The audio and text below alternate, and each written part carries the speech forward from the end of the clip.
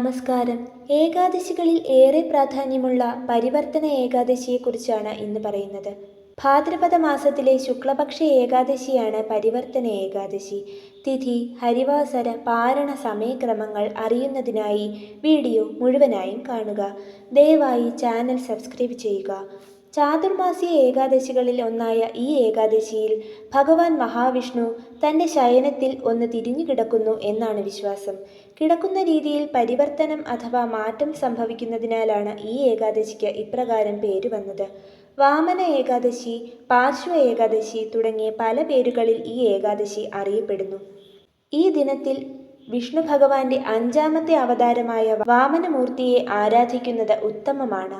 എല്ലാ ഏകാദശി മാഹാത്മ്യം പോലെ തന്നെ ശ്രീകൃഷ്ണൻ യുധിഷ്ഠിരനോട് പറയുന്ന രീതിയിലാണ് ഈ വ്രതകഥയും പറഞ്ഞിരിക്കുന്നത്. ത്രേതായുഗത്തിൽ ജീവിച്ചിരുന്ന രാജാവായിരുന്നു മഹാബലി. പ്രഹ്ലാദന്റെ പുത്രനായ വിരോചനന്റെ മകനായിരുന്നു ബലി. മുത്തച്ഛനെ പോലെ തന്നെ വിഷ്ണുഭക്തനും പ്രജാതൽപരനും നീതിമാനുമായിരുന്നുവെങ്കിലും താനൊരു ശക്തനാണെന്ന അഹംഭാവമുണ്ടായിരുന്നു മഹാബലിക്ക്. മാത്രമല്ല, ഉള്ളത് പോരാ എന്ന അത്യാഗ്രഹത്തിൽ ദേവന്മാരോട് യുദ്ധം ചെയ്യാറുമുണ്ടായിരുന്നു. യാഗങ്ങൾ ചെയ്ത് ശക്തി കൂടിയ മഹാബലി ഇന്ദ്രനെ തോൽപ്പിച്ച് സ്വർഗലോകം കൈക്കലാക്കി. ഇരിപ്പിടം നഷ്ടപ്പെട്ട ദേവേന്ദ്രനും ദേവന്മാരും മഹാവിഷ്ണുവിനെ ചെന്നുകണ്ട് സങ്കടമുണർത്തിക്കുന്നു. ഭഗവാൻ ഒരു വാമന രൂപത്തിൽ ബ്രഹ്മചാരിയുടെ വേഷത്തിൽ യാഗം നടത്തിക്കൊണ്ടിരുന്ന മഹാബലിക്ക് മുന്നിലെത്തുന്നു. ബ്രാഹ്മണർക്ക് ദാനം നൽകുക എന്നത് യാഗങ്ങൾ നടത്തുമ്പോൾ ചെയ്യുന്ന കാര്യമാണ്. ആയതിനാൽ താങ്കൾക്ക് എന്താണ് വേണ്ടത് എന്ന് മഹാബലി വാമനനോട് ചോദിക്കുന്നു. തപസ്സനുഷ്ഠിക്കാൻ അങ്ങയുടെ സാമ്രാജ്യത്തിൽ നിന്നും 3 അടി മണ്ണ് വേണം. അത് ഞാൻ എൻ്റെ പാദം കൊണ്ട് തന്നെ അളന്നെടുക്കാനുള്ള അനുവാദം കൂടി വേണം എന്ന് വാമനൻ പറഞ്ഞു. അസുരഗുരു ശുക്രാചാര്യർ വന്നിരിക്കുന്നത് മഹാവിഷ്ണുവാണെന്ന സൂചന കൊടുത്തെങ്കിലും മഹാബലി ദാനത്തിന് തയ്യാറായി. സമ്മതമറിയിച്ച ഉടൻ വാമനൻ ആകാശത്തോളം വളരുകയും 2 അടി കൊണ്ട് തന്നെ ഭൂമിയും സ്വർഗവും അളന്നു തീർക്കുകയും ചെയ്തു. തൻ്റെ 3ാമത്തെ ചുവട് എവിടെ വയ്ക്കുമെന്ന് ചോദിച്ച മഹാവിഷ്ണുവിന് തൻ്റെ അഹങ്കാരമെല്ലാം ഉപേക്ഷിച്ച് സ്വന്തം ശിരസ് കാട്ടിക്കൊടുത്തു മഹാബലി. അപ്പോൾ തിരിച്ച് ചെറിയ രൂപത്തിലേക്ക് വന്ന ഭഗവാൻ 3ാമത്തെ ചുവട് ബലിയുടെ തലയിൽ വച്ചു. ശേഷം പറഞ്ഞു, നീ നിന്റെ നീതിനിഷ്ഠ സംരക്ഷിച്ചുവെങ്കിലും അഹങ്കാരവും അത്യാഗ്രഹവും ഉപേക്ഷിച്ചില്ല. ഇപ്പോൾ നിന്റെ തമോ ഗുണങ്ങൾ വെടിഞ്ഞ് നീ സർവവും എന്നിൽ സമർപ്പിച്ചിരിക്കുന്നു. ആയതിനാൽ നിന്നെ ഞാൻ സ്വർഗവാസികൾ കൊതിക്കുന്ന സുതലത്തിലെ രാജാവാക്കുന്നു. മാത്രമല്ല, ദ്വാരപാലകനായി ഞാനും ഉണ്ടാകും. ഇത്രയും പറഞ്ഞ് ഭഗവാൻ ബലിയെ അനുഗ്രഹിക്കുന്നു. വാമനൻ അവതരിച്ചത് ചിങ്ങമാസത്തിലെ തിരുവോണം നക്ഷത്രത്തിൽ ദ്വാദശി നാളിൽ അഭിജിത്ത് മുഹൂർത്തത്തിലാണ്. ആയതിനാലാണ് ഈ ഏകാദശിക്ക് വാമനമൂർത്തിയെ ആരാധിക്കുന്നത്. ഈ ഏകാദശി അനുഷ്ഠിക്കുന്നതിലൂടെ സർവ്വപാപമുക്തിയും വാമനമൂർത്തിയെ ഭജിക്കുന്നത് ഐശ്വര്യവും നൽകുന്നു. വ്രതമെടുക്കുന്നവർ തലേന്ന് ദശമി നാളിൽ ഒരിക്കലൂണോടുകൂടി വ്രതം ആരംഭിക്കുക.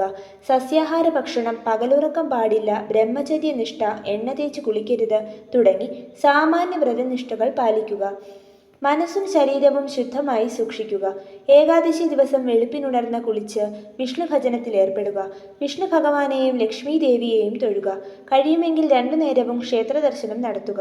ഓം നമോ ഭഗവതേ വാസുദേവായ, ഓം നമോ നാരായണായ എന്നീ മന്ത്രങ്ങൾ കഴിയാവുന്നത്ര ജപിക്കുക. മറ്റു ഭഗവത് മന്ത്രങ്ങളും ജപിക്കുക. ഉപവാസമാണ് ഉത്തമമെങ്കിലും ആരോഗ്യസ്ഥിതി അനുസരിച്ച് പാലോ ഫലവർഗ്ഗങ്ങളോ കഴിച്ചോ തുളസീതീർത്ഥം മാത്രം സേവിച്ചോ വ്രതമെടുക്കാവുന്നതാണ്. ധാന്യഭക്ഷണം പാടില്ല. പിറ്റേന്ന് ദ്വാദശി നാളിൽ ക്ഷേത്രദർശനം നടത്തി തീർത്ഥം സേവിച്ച് പാരണ വീടാവുന്നതാണ്. ഏകാദശി ദിവസം രാത്രി ഉറക്കമിളയ്ക്കുന്നതും നല്ലതാണ്. ദ്വാദശി ദിനത്തിലും ഒരിക്കലൂണ് അനുഷ്ഠിച്ചാൽ ഉത്തമമാണ്. ഈ വ്രതം അനുഷ്ഠിക്കുന്നവർക്ക് വൈകുണ്ഠപ്രാപ്തി ലഭിക്കുന്നു എന്നാണ്. ബ്രാഹ്മണർക്കും ദരിദ്രർക്കും ദാനം നൽകുന്നതും അന്നദാനം ചെയ്യുന്നതും അത്യുത്തമം. സെപ്റ്റംബർ 14-നാണ് വ്രതം ആചരിക്കേണ്ടത്. ഏകാദശി തിഥി വരുന്നത് സെപ്റ്റംബർ 13 രാത്രി 10:30 മുതൽ സെപ്റ്റംബർ 14 രാത്രി 8:41 വരെയാണ്. ഹരിവാസര സമയം സെപ്റ്റംബർ 14 ഉച്ചയ്ക്ക് 2:04 മുതൽ സെപ്റ്റംബർ 15 അതികാലെ 2:04 വരെയാണ്. പാരണ സമയം സെപ്റ്റംബർ 15 രാവിലെ 6:15 മുതൽ 8:40 വരെയാണ്. വ്രതമെടുക്കാൻ കഴിയാത്തവരും ഈ ദിവസം വിഷ്ണു ഭജനത്തിൽ കഴിയുന്നത് പുണ്യകരമാണ്. കഴിയാവുന്ന ഏവരും വ്രതമെടുക്കൂ. വീഡിയോ ഇഷ്ടമായാൽ ലൈക്ക് ചെയ്യൂ. നന്ദി, നമസ്കാരം.